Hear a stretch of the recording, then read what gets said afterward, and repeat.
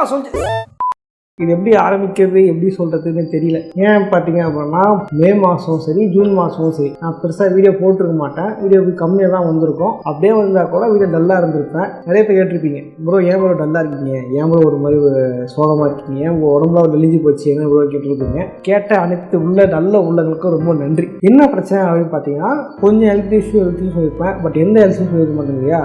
எனக்கு வந்து ஒரு மைனர் சர்ஜரி, அதனால் சில வீடியோ போட முடியல, எதுலையுமே கான்சென்ட்ரேட் பண்ண முடியல. இது வந்து விளம்பர வீடியோவோ இல்லை வந்து அனுபவ வீடியோவெலாம் கிடையாது. ஏன்னா இந்த காலத்தில் யாரை பார்த்து யாரும் அனுபவ படம் யாரும் தயாராக இல்லை.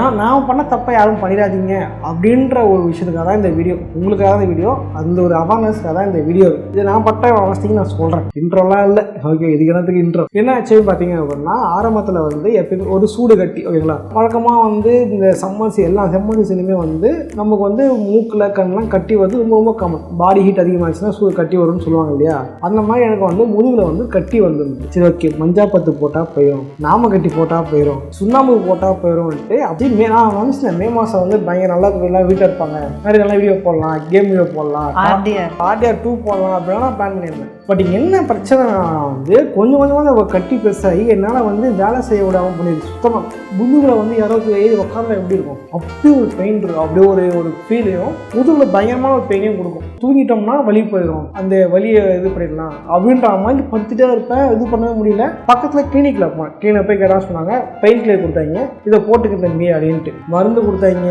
இது பண்ண சரியாயிடும் 2 நாளாக ஷூட் எடுக்கும்போதுனா அது வந்து கொஞ்சமாக வளர்ந்து முதுகில் வந்து பேராயணில் சூர்யா வந்த மாதிரி பெருசாக அது முளைச்சி பெருசாகிடுச்சு. வலி தாங்கவே முடியல. என்னால் ஸ்கிரிப்ட் எழுத முடியல, கண்டென்ட் யோசிக்க முடியல, ஷூட் எடுக்க முடியல, அப்லோட் பண்ண முடியல, எதுவுமே பண்ண முடியல. படுத்துட்டோம்னா வலியை பைபாஸ் பண்ணிடலாம். அது படுக்கும்போது மூச்சுட்டு இருக்கும்போது வலி தெரியும், படுத்துட்டு இருக்கும்போது வலி தெரியாது இல்லை. அந்த அளவுக்கு நான் வந்து படுத்த படுக்கையோட முடிச்சுதான் முடியும். வேலைக்கு ஆகாது, கிளினிக்லாம் வேண்டாம். ஒரு பெரிய ஹாஸ்பிட்டலுக்கு போனால் கரெக்டாக செட் ஆகிடும். ஏன்னா பெரிய ஹாஸ்பிட்டலுக்கு போனால் இங்கே எக்ஸ்பர்ட்ஸ் இருப்பாங்க, பார்த்து கிளினிக் கொடுத்துருவாங்க அப்படின்னு மருந்து கொடுப்பாங்க, இதை கொடுத்துருவாங்க கரெக்டாக இருக்கும். சின்ன பண்ணேன் ஹாஸ்பிட்டல் பேர் சொல்ல விரும்பலை. பக்கத்தில் ஒரு பெரிய ஹாஸ்பிட்டல் ஒன்று, அது பெரிய ஹாஸ்பிட்டல் காலேஜ்லாம் இருக்கிறது பெரிய ஹாஸ்பிட்டல் தான். போயிட்டு சொன்னாங்க. பார்த்த உடனே வந்து சொன்னாங்க சர்ஜரி பண்ணோம் அப்படின்னாங்க. சர்ஜன் கிட்ட கூட்டு போனாங்க. சர்ஜன் கிட்ட கூட்டின்னு போயிட்டு சொன்னாங்க இல்லை இது வந்து சின்னதாக தான் பண்ணியிருப்பேன், இது பெருசாக இருக்குது, இது வந்து ஆப்ரேஷன் தான் பண்ணோம், ஸோ அதனால் வந்து நீங்கள் அட்மிட் ஆயிருங்க அப்படின்னு சொல்லிட்டாங்க. சரி ஓகே, என்னென்னு கொஞ்சம் புரியல. ஏன்னா இது இதனால் இந்த மாதம் என்னமோ பிளான் பண்ண மாட்டாங்க, 10 ஆயிடுச்சு என்ன உட்காந்து ஃபீல் பண்ணிட்டு இருக்கேன். சரி விடு, கஷ்டம் தான், மீண்டு வந்துட்டு அதெல்லாம் பண்ணிக்கலாம் அப்படின்னு பண்ணோம். சரி அட்மிட் ஆகிடலாம் அப்படின்னு போகும்போது ரேட்டு பேச ஒருத்தர் வருவார் அப்படின்னு சொன்னாங்க. ஓகே, என்ன எவ்வளோ செலவாகும் அப்படின்ட்டு. சரி ஓகே, எவ்வளோ அவங்ககிட்ட அவர் சொல்கிறாரு, அட்மிட் ஆகிறதுக்கு ரூமு, மருந்து, ஆப்ரேஷன், அதெல்லாம் மருந்து சொல்லலை, மருந்து தண்ணி, அட்மிட் ஆகிறதுக்கு ஆப்ரேஷன் சேர்ந்து 3.5 லட்ச ரூபாய் ஆகும் அப்படின்னு. அப்படி எனக்கு புரியல, என்னடா இது முதுகில் கட்டிக்கு 3 லட்ச ரூபாயா, சூடு கட்டி 3 லட்ச ரூபாயா. எனக்கு அல்சர் வந்து நான் ஹாஸ்பிட்டலில் படுக்கும்போது கூட அவ்வளோ செலவாகலை, ஸ்கேனிங் 10,000 தான் ஆச்சு. என்ன சொல்கிறீங்க 3 லட்ச ரூபாயா அப்படின்னும் போது எனக்கு சுத்தமாக முடியல. கட்டி 3 லட்ச ரூபாயா அப்படின்ட்டு தாங்க முடியல, ஒன்றும் பண்ண முடியல. அப்புறம் சொல்கிறேன் அப்படி இன்னும் மருந்துலாம் சேர்க்கலை, முன்னாடி மருந்து பின்னாடி மருந்து இருக்குது, அதுக்கெலாம் வந்து செலவாகும் அப்படின்னு சொன்னாங்க. எனக்கு சுத்தமாக என்னடா இது என்னால் ஜீர்ணிச்சிக்கவே முடியல. சுத்தமாக வந்து 3 லட்ச ரூபாய் அப்படின்றத என்னால் வந்து ஏற்றுக்க முடியல, சகிச்சிக்கவே முடியல. எனக்கு க்யூர் ஆனால் போதுன்ற ஒரே இன்டென்ஷன் தான் இருந்தேன். எவ்வளோ செலவானாலும் பார்த்துக்கலாம், ஏதாவது ஒன்று பண்ணி பார்த்துக்கலாம், பட் க்யூரானா போதும் அப்படின்னு தான் எனக்கு ஒரே ஒரு இன்டென்ஷன் தான் இருந்துச்சு. 3 லட்சம் தான் எங்கே போடுது? நான் அப்போ தான் யோசிக்கச்சேன், எந்த ஜுவல்ஸ் வச்சா 3 lakhs வந்துடும், அடைய வைக்கிறதா இல்லை மொத்தம் சேல் பண்ணிடுறதா. இது சொன்னால் சாங்கிக்கவே முடியல, செம கடுப்பாக போயிடுச்சு. ஓகே 3 லட்சம் கட்ட முடியாது, நான் மஞ்சாப்பத்து பட பழச்சிக்கிறேன் போகலாம் அப்படின்னு நான் உட்காந்து பார்த்தேன். ஓரளவு முடியல. அப்புறமா நான் பண்ணேன், நான் செக் பண்ண கிளினிக்லேயே வந்து கேட்கும் போது தான் அங்கே தான் டாக்டர் ரெஃபர் பண்ணாங்க. இந்த மாதிரி ஒரு இங்கே போய் பாருங்கள், ஒரு ஹாஸ்பிட்டல் போய் பாருங்கள், நான் ரெஃபர் பண்ணுறேன் அப்படின்ட்டு கூப்பிட்டு போனாங்க.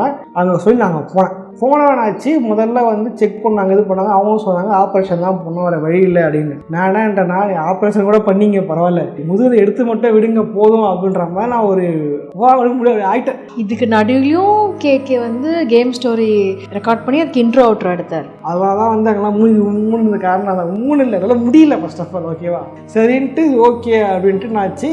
கம்பேர் பண்ணும்போது பெரிய ஹாஸ்பிட்டல் கம்பேர் பண்ணும்போது இங்கே வந்து பெருசாக வந்து செலவு ஆகலை. சரி 3 லட்ச ரூபா செலவு ஆகலை. இது 3 லட்ச ரூபாய் மெடிசன்லாம் 5 lakhs குடியிருப்பாங்க மொத்தமாக. என்னச்சுன்னா நான் வந்து நான் அப்பா யோசிச்சேன், சாதாரண கட்டி தான், இந்த கட்டிக்கு அவங்க கட்டியை வெட்டி எடுக்கிறதுக்கு 3-4 லட்சம் கிட்ட கேட்குறாங்க.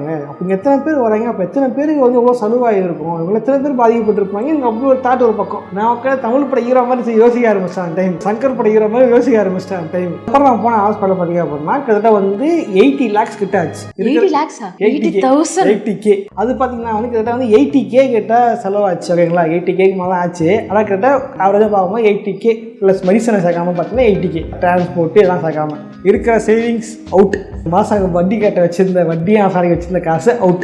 மேற்கொண்டு கடன் வாங்கினேன். கடன் வாங்கி தான் நான் அந்த ஆப்ரேஷனை பண்ணி முடித்தேன். சர்ஜரி பண்ணி முடிச்சுட்டு பெட் ரெஸ்ட் எடுத்து அதுக்கப்புறம் வீட்டுக்கு வந்து வீட்லேயும் ரெஸ்ட் எடுத்து மாதம் ட்ரெஸ்ஸிங் பண்ண சொல்லுவாங்க.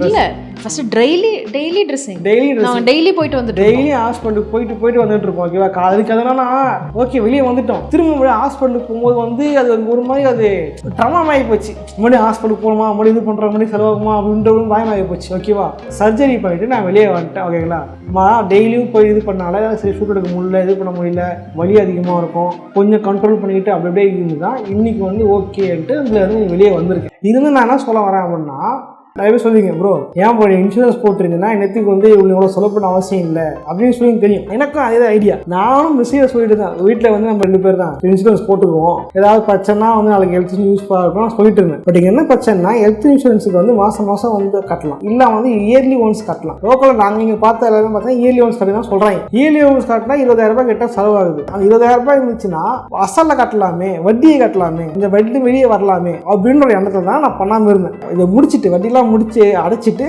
அப்புறம் போட்டுக்கலாம் அப்படின்ற ஒரு எண்ணம் இருந்துச்சு. பட் அதுக்குள்ள ஆன்லைன் இண்டு ஒன்று போடுவான்னு நான் எதிர்பார்க்கவே இல்லை.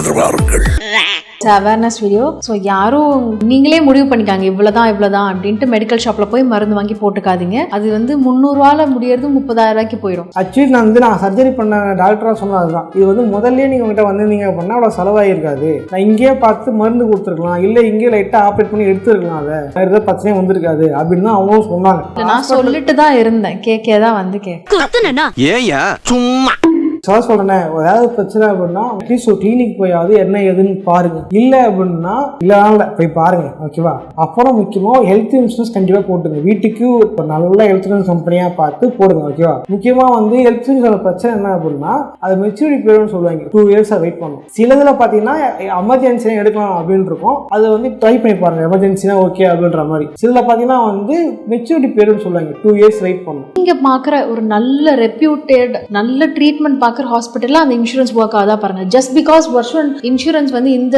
ஹாஸ்பிட்டல் தான் எடுத்துக்குவாங்கன்றதுக்காக அந்த ஹாஸ்பிட்டல் போகாதீங்க. ஸோ வந்து நல்ல இதுவா அப்படின்னு 2 பேர் போட்டுருக்காங்களா அதெல்லாம் செக் பண்ணி இன்சூரன்ஸ் போடுங்க. உங்களுக்கு எது பிடிச்சிருக்கோ எது கரெக்டுன்னு உங்களுக்கு தெரியுதோ அதை வந்து ரிசர்ச் பண்ணி பண்ணுங்க. ஏன்னா வந்து நான் இதில் போட அதை பண்ண சொல்ல மாட்டேன், ஏன்னா விளம்பரம்லாம் கிடையாது. ஓகேவா, இதே மாதிரி ஒரு விஷயம் என்ன அப்படின்னா நாங்கள் ஒரு இன்சூரன்ஸ் போட்டுருக்கோம், போடாமல் இல்லை போடுறதா இருந்தோம். ஃபேமஸான ஒரு இன்சூரன்ஸ்ல தான். ஓகே, ஃபேமஸான ஒரு இன்சூரன்ஸ்ல தான் ஒரு ஏஜென்ட் சொன்னார். ஓகே, இது வீடியோ பார்த்துருப்பாருன்னு நினைக்கிறேன். அவர்கிட்ட தான் நாங்கள் வந்து போட்டிருக்கோம். அவர் சொன்னார்னா வந்து இந்த மாதிரி இங்கே எமர்ஜென்சி எடுத்துக்கலாங்க அப்படின்லாம் சொல்லிட்டு இருந்தார். எனக்கு வந்து நான் ஐடியா இல்லை, மிஸ்க்கு தான் பார்த்துட்டு இருப்பாங்க. ஓகே, நான் அப்படியே விட்டாங்களா. அப்புறமா ரியாக்டில் யோசிச்சு பார்த்தா தெரியுது என்னன்னா வந்து இது வந்து ஹெல்த் இன்சூரன்ஸ் இல்லை, இது வந்து வேற ஏதோ ஒரு இன்சூரன்ஸ் மாதிரி போட்டால் வந்து கொஞ்சம் மாதம் கழிச்சு காசு வர மாதிரி, இத்தனை மாதம் காட்டினோம்னா அது மெச்சூராகி வரும் அப்படின்ற மாதிரி இருந்துச்சு. ஏன் சார் அழுகுறீங்க? எல்லாரும் என்ன ஏமாத்துறாங்க. பட் இதில் என்ன ஒரு பிரச்சனை சொல்லவா, இது மட்டும் இல்லை, குழந்தைக்கு போட்டுங்க அதுக்கு போட்டுங்கன்ட்டு ஒரு சான்ஸ்கிரிட்ல ஒரு பேர் வச்சு ஒரு பாலிசி கொண்டு வருவாங்க. வழக்கமாக நீங்கள் என்ன பண்ணுவாங்க, நீங்கள் கட்டுறது 10 லட்ச ரூபாய் தான், உங்களுக்கு வரது 25 லட்ச ரூபாய் அப்படின்னு சொல்லுவாங்க. நீங்க சொல்லலாம் ப்ரோ 10 லட்ச ரூபாய் கட்டி 20 லட்ச ரூபாய் கட்டினா உங்களுக்கு லாபம் தானே அப்படின்ட்டு. இங்கே தான் பிரச்சனை. ஏன் அப்படின்னா ஏன் ஹெல்த்தில் நீங்கள் போகிறீங்க கேட்டிங்கன்னா நான் பார்த்ததை உங்களுக்கு ஷார்ட் பண்ணிடுறேன், அவ்வளோதான். ஓகேவா, மணி வந்து இதோட மதிப்பு வந்து இறந்துகிட்டே வரும். இந்த வருஷம் நீங்கள் 100 rupees வச்சிருக்கீங்கன்னா அடுத்த வருஷம் நீங்கள் அதே 100 rupees கையில் வச்சிருந்தீங்கன்னா உங்ககிட்ட 100 rupees இல்லை 94 rupees தான் இருக்குன்றது அர்த்தம். கொஞ்சம் வருஷம் கேட்டால் 10 ரூபா தான் மதிப்பு இருக்கும். சும்மா குடும்பத்தோட வெளியே போயிட்டு வந்தாலும் 1000 ரூபாய் கிட்ட செலவு பாப்கார்ன் காரணம் பிடிக்கவனுங்க. 1 கிலோ தக்காளி 500 ரூபாய். ஸோ நீங்கள் 10 லட்சம் நீங்கள் கொடுக்குறீங்க, வந்து 20 லட்சம் சும்மா தர மாட்டாங்க. 10 வருஷம் வெயிட் பண்ணி ஷேர் ஆட்டம் மாதிரி 10 பேர் ஏறியே அது 10வது மாதிரி 10 வருஷம் வெயிட் பண்ணி 10ஆம் வருஷம் தான் கொடுப்பாங்க. ஸோ ஆக்சுவலாக பார்த்தா அப்படின்னா நீங்கள் கொடுக்குறது அதே 10 லட்ச ரூபா தான். நீ கட்டின அதே 10 லட்சம் மதிப்புள்ள காசை திருப்பி கொடுக்குறாங்க. மேபி குறைஞ்சிருக்கலாம் கூடியிருக்கலாம். நான் தான் சொல்கிறாங்கன்னா நல்ல இன்சூரன்ஸ் பணம் பார்த்து போடுங்க, சேவ் பண்ணுங்க. முக்கியமாக ஹெல்த் இன்சூரன்ஸும் லைஃப் இன்சூரன்ஸும் வந்து போட்டு வைங்க. மேபி வந்து ஒரு 1000 ரூபாய் 1500 ரூபாய் மந்த்லி செலவாகலாம். இப்போ ரொம்ப கம்மி ஆயிடுச்சுன்னு நினைக்கிறேன். அப்படியா, ஜிஎஸ்டிலாம் இல்லை அப்படின்னு பண்ணிட்டாங்க. ஸோ அதனால் வந்து டேக்ஸ்லாம் கம்மியாக தான் இருக்குன்னு நினைக்கிறேன். அதை போடுங்க. நானுக்கு அப்புறம் போடதான் முடிவு எடுத்திருக்கேன். ஓகேவா? நம்ம நான் பண்ணியிருந்தேன் அப்படின்னா எனக்கு இவ்வளோ செலவாக இருக்காது. ஏன்னா ஒரு 10,000 20,000 செலவாயிருக்கலாம். மீதியை வந்து இன்சூரன்ஸ் நான் கிளைம் பண்ணியிருந்துருக்கலாம். ஏன் அந்த 3 லட்ச ரூபா அது இங்கே கூட கம்மியாக இருந்திருக்கலாம் அதே ஹாஸ்பிட்டலில் கூட. ஸோ நான் சொல்கிறது இதுதான், ஒரு லைஃப் இன்சூரன்ஸ் போட்டுங்க, ரொம்ப நல்லது. இதுக்கப்புறம் வரக்கூடிய காலத்தில் பார்த்தீங்க அப்படின்னா நான் இது மட்டும் இல்லை, பேபி முடிஞ்சால் ஒவ்வொரு துறை சார்ந்த டாக்டர்ஸை கூப்பிட்டு கூட அவங்க இன்டர்வியூ எடுக்கலாம். ஓகேவா? அவங்க கூட சேர்ந்து இந்த மாதிரி என்னென்ன பண்ணலாம், அவேர்னஸ் போடலாம் அப்படின்னு நினைக்கிறேன். நீ சப்போர்ட் பண்ணுவீங்கன்னு நினைக்கிறேன். ஏன் அப்படின்னா நான் முடிவு எனக்காக போடல, உங்களாக தான் பண்ணுறது. நினச்சி பார்த்தேன், கடவுளே ஒன்றுமே இல்லை, ஒரு கட்டிக்கே இந்த மாதிரினா நாளைக்கு லைஃப் நினச்சாவே பயமாக இருக்கும். ஸோ முடிஞ்ச அளவுக்கு உங்களுக்கும் உங்கள் ஃபேமிலிக்கும் ஹெல்த் இன்சூரன்ஸ் வந்து மட்டும் போடுங்க. ஸோ நான் சொல்வது தான், எனக்கு தான் ஆச்சு. முதுகை வந்து பெரிய ஓட்டை போட்டு அனுப்பிச்சுட்டேன். இங்கே கட்டி எடுத்ததுக்கப்புறம் பெரிய ஓட்டை ஆயிடுச்சு. அந்த ஓட்டையை அடைக்கிறதுக்கே இத்தனை மாதம் ஆகி போச்சு.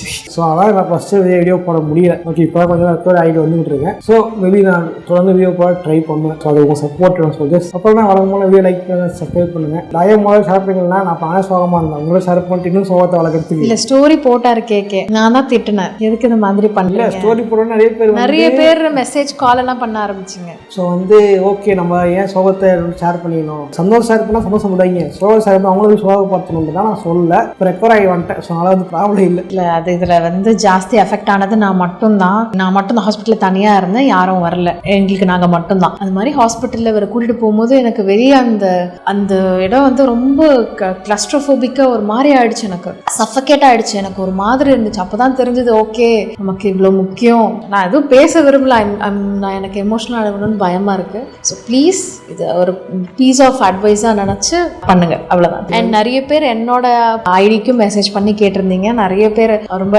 கேரிங்காக கேட்டிருந்தீங்க, நல்லா பேசியிருந்தீங்க. அவங்க எல்லாருக்குமே ரொம்ப ரொம்ப தேங்க்ஸ். நிறைய சொல்லி மெசேஜ் அனுப்பிச்சாங்க, அவங்களுக்கு நான் ப்ரே பண்ணுறோம் அப்படின்னு சொன்னாங்க. ஸோ எல்லாருக்குமே ரொம்ப நன்றி. இன்னொருத்தரும் நன்றி சொல்லி ஆகணும். யாரை கூட மிஸ்ஸஸ் கேட்கு மேபி அவங்க மட்டும் எனக்கு கூட இருந்து நல்லா பார்த்தல அப்படின்னா நான் இவ்வளோ சீக்கிரம் கிராய் வந்திருப்பான்னு டவுட் தான். எனக்கு இந்த சர்ஜரி நான் பண்ணதில்லை, பயந்தான்.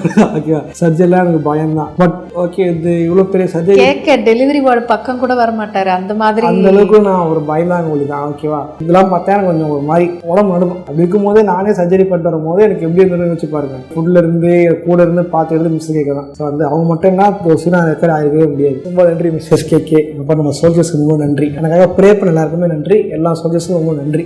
ஓகேவா? ஸோ வந்து எல்லாருக்கும் நன்றி சொல்லிக்க ஆசைப்படுகிறேன், கடமைப்பட்டிருக்கேன், ஆசையும் படுறேன், கடவையும் பட்டிருக்கேன். ஓகே சோல்ஜர்ஸ், இது மாதிரி பண்ண எண்ணமே இல்லை. ஓகேவா?